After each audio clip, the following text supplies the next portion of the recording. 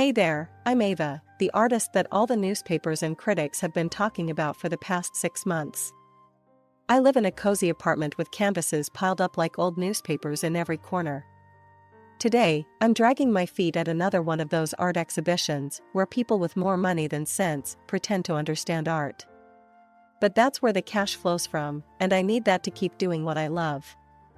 I'm setting up my corner, hanging my pieces, when this guy walks in. Looks sharp, suit and all, and he's scanning the room like he's shopping for more than just art. I peg him for another rich snob at first. His eyes stop at my biggest piece, and there's a pause.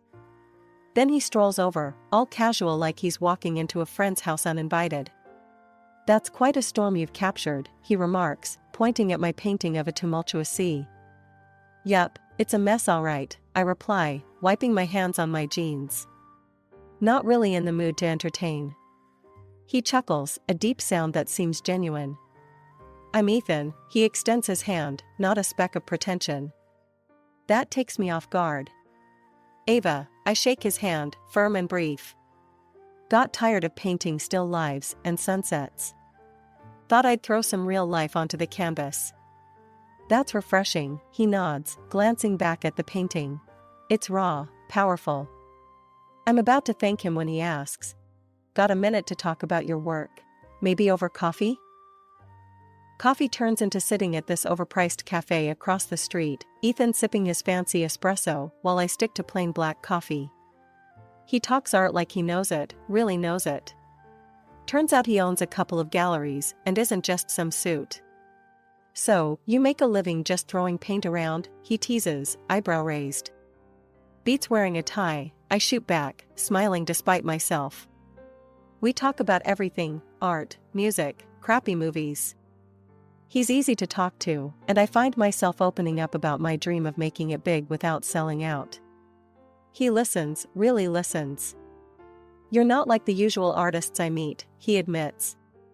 "You're not all airs and graces. You're real, like your paintings." "Thanks, I guess," I say, still wary of compliments. Most guys don't look past the surface, you know?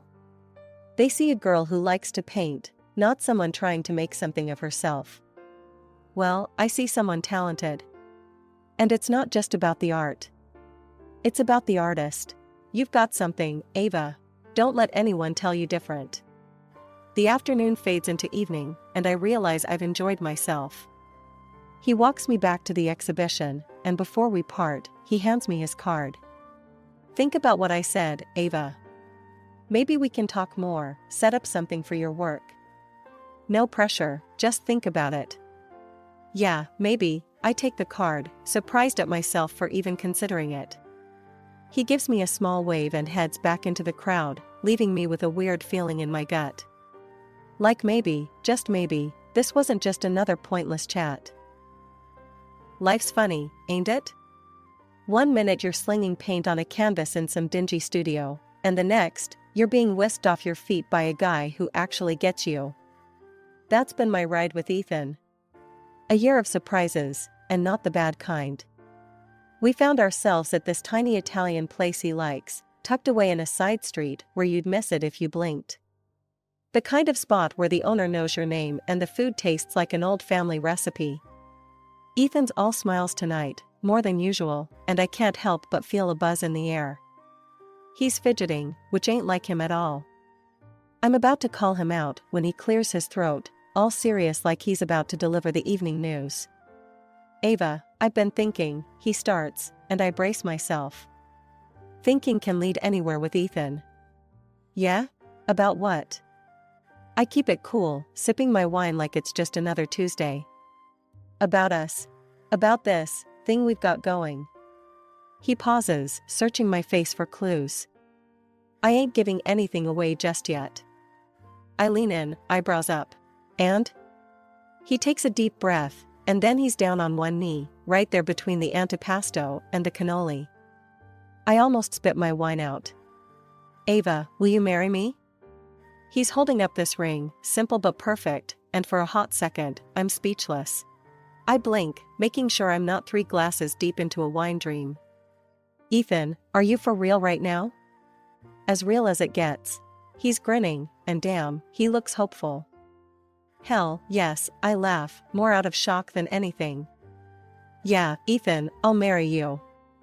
The whole restaurant's watching now, clapping, and the owner's bringing over another bottle of wine on the house. Ethan slides the ring on my finger, and it fits like it's always been there. We're laughing and kissing, and for once, I'm not thinking about tomorrow or the next day. Just here, now. He's all lit up, eyes shining. I wasn't sure what you'd say. Really? Come on, when have I ever managed to say no to you? I tease, but I'm riding the high, too. It's just, you're not the typical girl, Ava. You've got this fire, and I never wanted to be the guy to put that out. He's sincere, and it hits me hard, right in the feels. Ethan, you're about the only person who hasn't tried to. I admit, feeling that weird warm fuzz that comes with too much truth and just enough wine. We talk plans, dream big about what comes next. Maybe a small wedding, something low-key, but real nice. We're both grinning like idiots by the time we leave, the cool night air doing nothing to sober the buzz. The wedding was a blast, a real fairy tale kind of day. There I was, in a white dress that made me feel like I was floating on air. Even Jane, my agent and old pal, was all teary-eyed, telling me how she was kindly jealous and throwing around big smiles. It felt like everything was falling right into place. Life with Ethan started out like we were living some kind of dream. We set up house together, and those early days felt full of promise. I was on fire creatively, spending long hours in my studio across town, splashing my thoughts and moods across canvases that just kept piling up. Ethan was all praises then, always saying how amazed he was at what I could create and how hard I worked. But you know how it is, the honeymoon phase doesn't last forever. It wasn't long before I started noticing a shift in Ethan. At first, it was just little signs, like him coming off a bit sharp over dinner or fussing over small stuff that didn't matter. Then it got more intense, especially about my paintings. Why don't you just sell some of these, Ava? He'd start in, his tone more accusing than questioning. You've got dozens just gathering dust here. They're for the upcoming exhibition, Ethan, I'd explain, trying to keep my cool. It's important, you know this. It could really kick things up a notch for my career. But he wouldn't have it. Look, we could use the money, Ava. And honestly, how many more do you need to keep? Things got even more complicated when Jane started dropping by more often. I thought she'd have my back, but it turned out she was singing the same tune as Ethan. One afternoon, she came in laughing about something Ethan had said. He's right, you know. We could practically wallpaper our houses with all the paintings you refused to sell. Her words, meant as a joke, stung. I let it slide once, twice. But when it became their little running gag, I couldn't hold back any longer. One day, I pulled Jane aside after Ethan had cracked another one of those jokes at my expense, laughing like it was the funniest thing he'd ever heard. Jane, we need to talk, I said, my voice low but firm. I'm not okay with the jokes. And I'm not okay with you teaming up against me about my work. She looked taken aback, her face flushing with embarrassment or maybe guilt. Ava, I didn't realize it was bothering you that much. It is, and it stops now, or I'm finding a new agent, I said, not wanting to mince words. Ava, come on, you know I was just messing around. Jane tried to smooth things over, her usual confidence slipping. I'm sorry, really. It won't happen again. From then on, things were a bit tense. Ethan kept pushing, and Jane kept her distance, maybe out of guilt, maybe just laying low. I threw myself into my work even harder, partly because it was all I had left that felt right. I wasn't just creating art anymore, I was holding on to the only part of my life that still made sense. Suddenly the smell of paint and thinner, once my allies, had turned into my enemies. Just stepping into my studio made my stomach churn. At first, I chalked it up to stress or maybe a bug I caught, but when the morning started with me hugging the toilet, I knew it was more than just stress or bad takeout. So, I did the one thing that scared me more than a blank canvas, I bought a pregnancy test. Waiting for those lines to appear felt longer than waiting for paint to dry. And there it was, a positive. My heart was racing, a mix of fear and something like joy. I was going to be a mom. I couldn't wait to tell Ethan. I imagined him being thrilled, picturing us as one of those happy families in diaper commercials. But reality has a lousy way of knocking the wind out of you. I told him that evening, the positive test in my hand like some kind of peace offering. His face dropped, and not in a good way. "Ava, we can't do this right now. This is the worst timing," Ethan blurted out, his words like ice water down my back. "What do you mean, we can't do this?" "It's happening, Ethan. It's real," I said, my voice shaky. "We need to get rid of it. We're not ready to be parents." He was almost cold, detached. My heart felt like it was cracking right down the middle. "No, I can't do that. I won't," I said, finding strength I didn't know I had. "If you decide to keep it, don't expect anything from me." His words were a slap, harsh and stinging. I broke down after he left the room. I've never felt so alone. My whole life was about creating, and here I was, creating a life, and the man I loved was turning his back on it, and on me. I called Jane, hoping for some support, some understanding. But even she couldn't mask her hesitation. "Congrats, Ava, but are you sure about this? Maybe Ethan's right. This could really change things for you, for your art." She tiptoed around the edges of what she really wanted to say. "I didn't call to debate this, Jane. I thought you, of all people, would get it." I hung up, feeling the rift between us widen.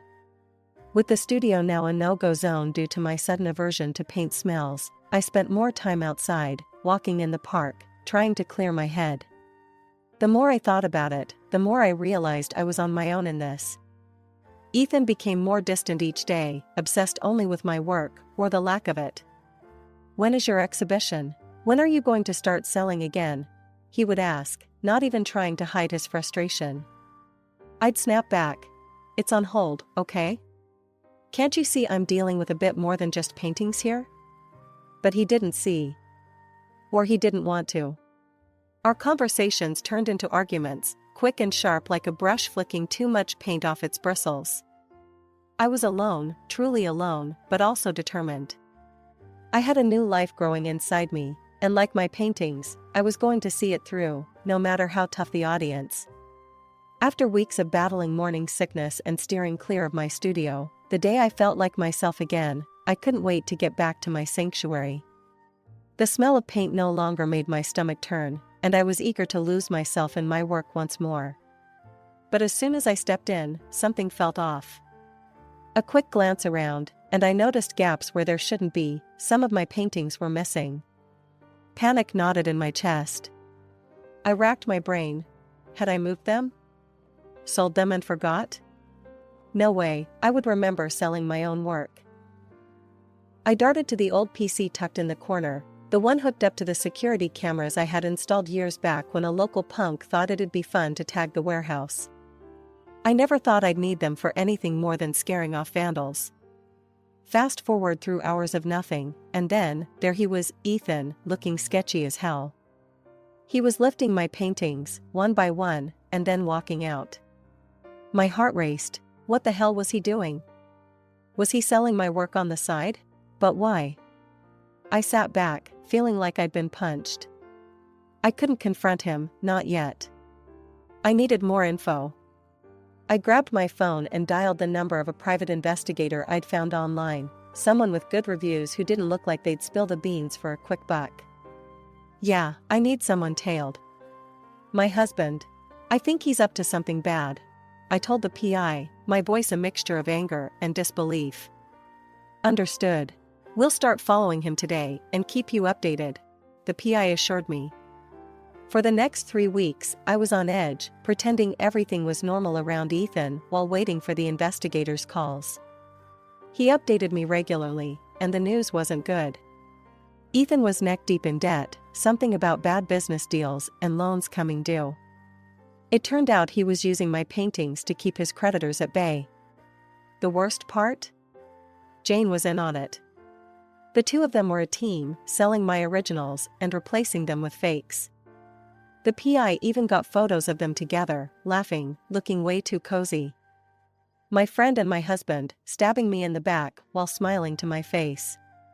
When I was alone, I'd replay their conversations in my mind. I told you, Ava will never notice. She trusts us completely.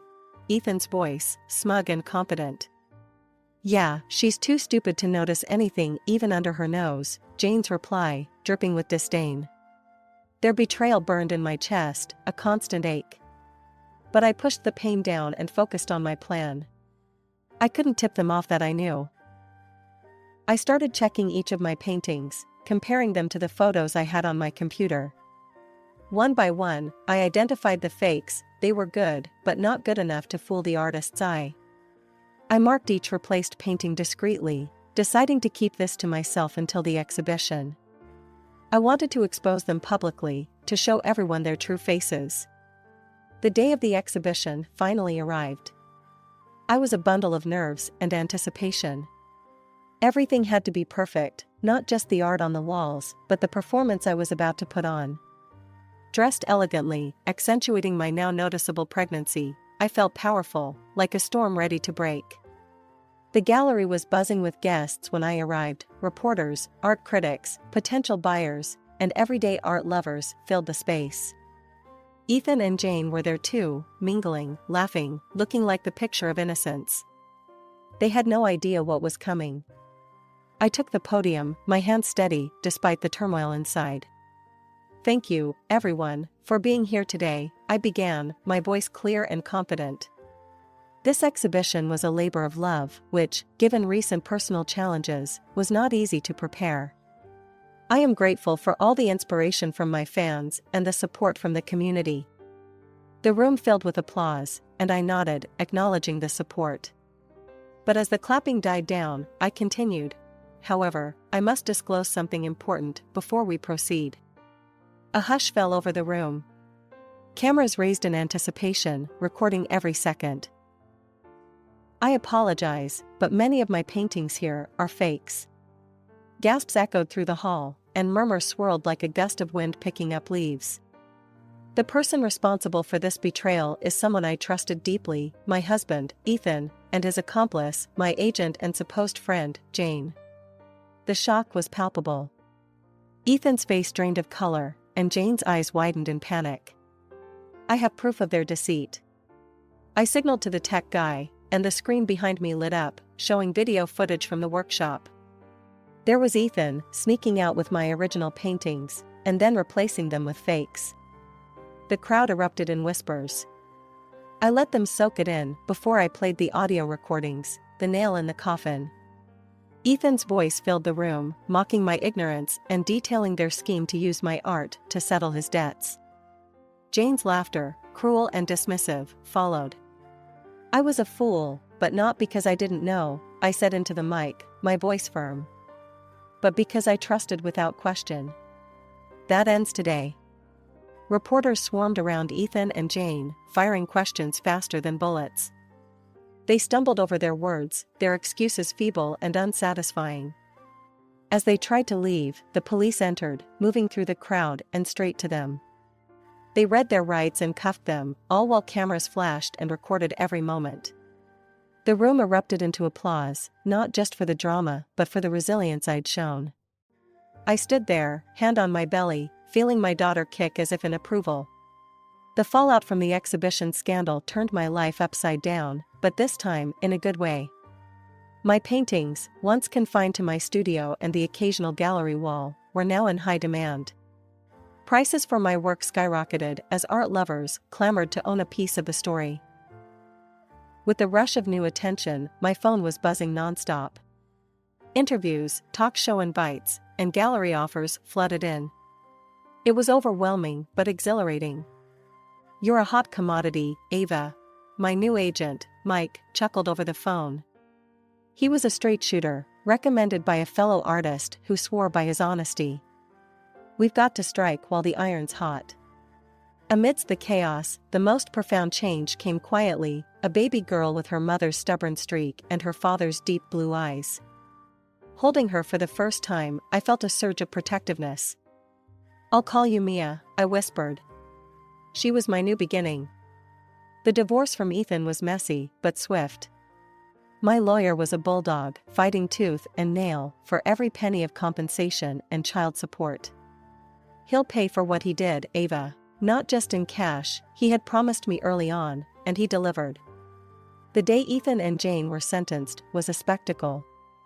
The courtroom was packed, the air thick with anticipation. I sat in the front row, Mia cradled against my chest, a silent observer to her parents' past unfolding. Ethan couldn't meet my gaze. He and Jane looked small, deflated, gone was the arrogance and the smug smiles.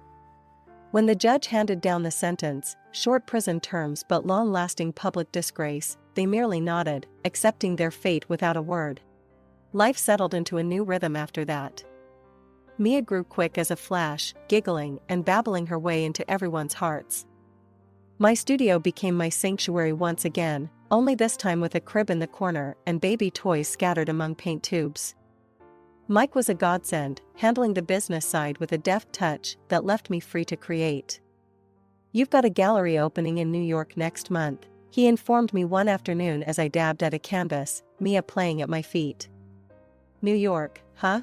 Sounds like a big deal," I mused, not pausing my brushstrokes.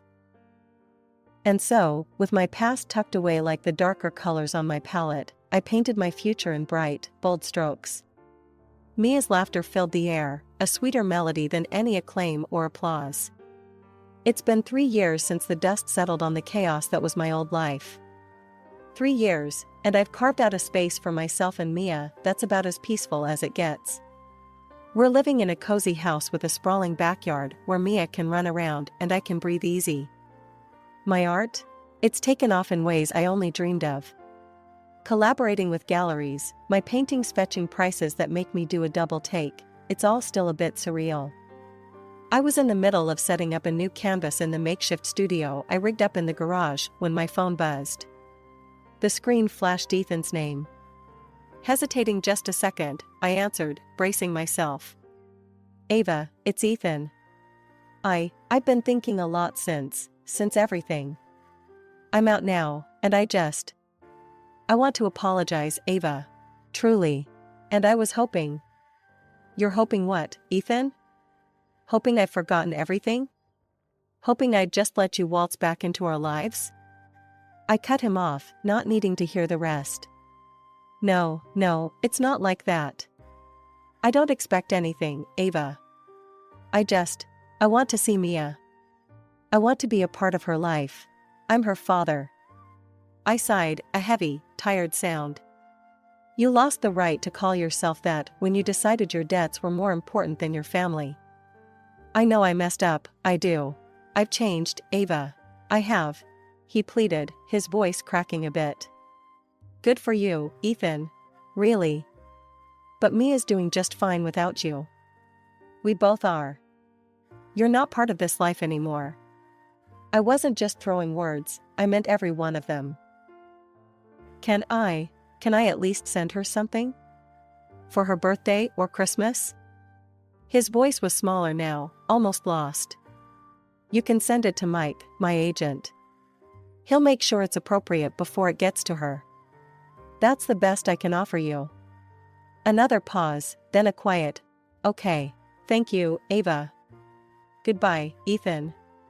I hung up before he could say anything else, my hand shaking just a bit as I put the phone down. Mia came barreling into the studio then, all giggles and energy, her hair a mess from playing outside. "Mommy, look what I made." She held up a drawing, a swirl of colors that only a child's mind could dream up. "It's beautiful, sweetheart," I said, pulling her into a hug, the earlier phone call already fading from my mind. "Absolutely beautiful." Life had a funny way of balancing out. For every bad memory, there was a moment like this, so full of joy and innocence it made everything else seem small. I was making art, raising my daughter, and living a life I had fought hard to reclaim. No, it wasn't always easy, but it was ours, and it was filled with more love and laughter than I ever thought possible. The galleries kept calling, Mia kept growing, and I kept painting, Our days a canvas that we filled together, bold and bright. Ethan was just a shadow, a part of a past chapter that was closed and done. As Mia tugged on my hand, pulling me back to her world of make-believe and masterpieces, I knew we were exactly where we needed to be. In a home filled with love, light, and the laughter of a little girl who knew she was the heart of her mother's universe.